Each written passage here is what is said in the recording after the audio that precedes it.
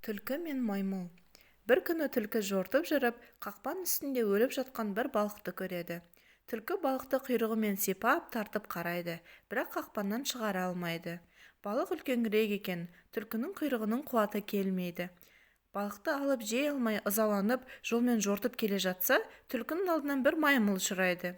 Түлкі маймылды көріп, басын төмен салып, құйрығын бұлғаңдатып, еркелеп, ыржаңдай күліп сәлем береді.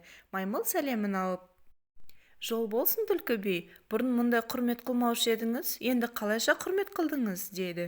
Сонда түлкі айтады: «Сүйінші беріңіз, патша сайламаққа келдік.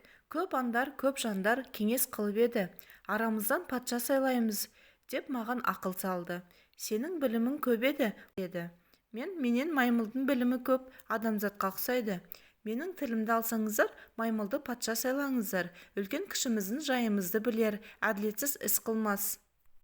Егер арыстан патша болса, онда күші көп, өзіне ықтияр тиген соң ойына келген ісін қылар, жазықты жазықсызға қарамай, нашар жандардың барлығын қырып тастар. Алдында ешкім арыз айтып келе алмас, әулетімен құртып жіберер, дедім.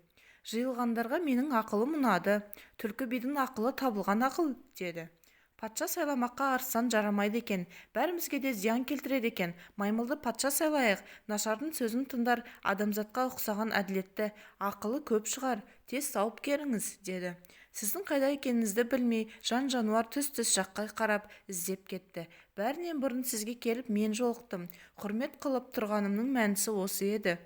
Маймыл бұл сөзге қуанып, түлкінің аузына қарап, миық тартып күліп: «Мақұл, халық ұнатса, патшалықтың несіне қашайын?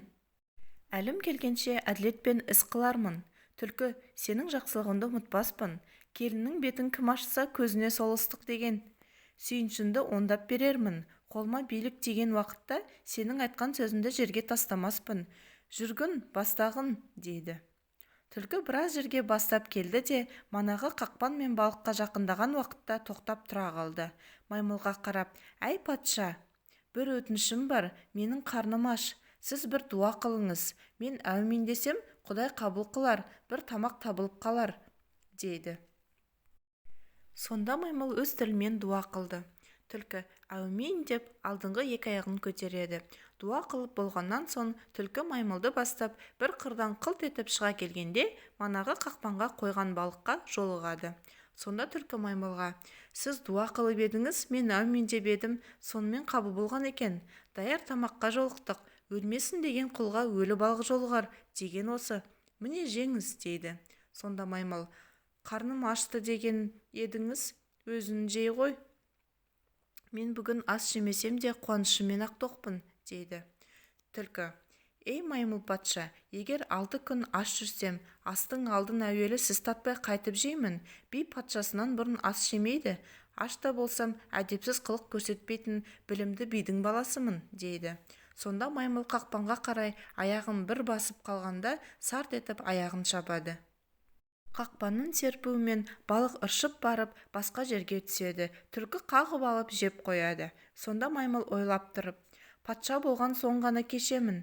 Пәледен аяғымды құтқар», деп түлкіге жалынады. Сонда түлкі: «Ей маймыл, әр алуан ойыншы едің. Ойнап айтасын ба, шындап айтасын ба? Амалды сөкпе, абыройды төкпе. Арыстаннан сені жақсы деп келгенінде ақуалың осы ма? Аяғынан ұстаған қақпанды көтере алмай жын ұрды ма? Аузынан ащы сөз шығады. Екі бақ бар, бірі басқа қонады, екіншісі аяққа қонады. Маймыл еке, мәнісі осылай болады. Аяғынан қан қақса да отыр, аузынан зар қақса да отыр. Тепкілесең кетпейтін темір бақ қонды. Қақпанға сені патша қылдым. Қайыр қош аман бол, патшалығын баянды болсын», деп жөнеле береді. Жаңа ертегілерді жібермей тыңдау үшін арнаға жазылуды ұмытпаңыздар.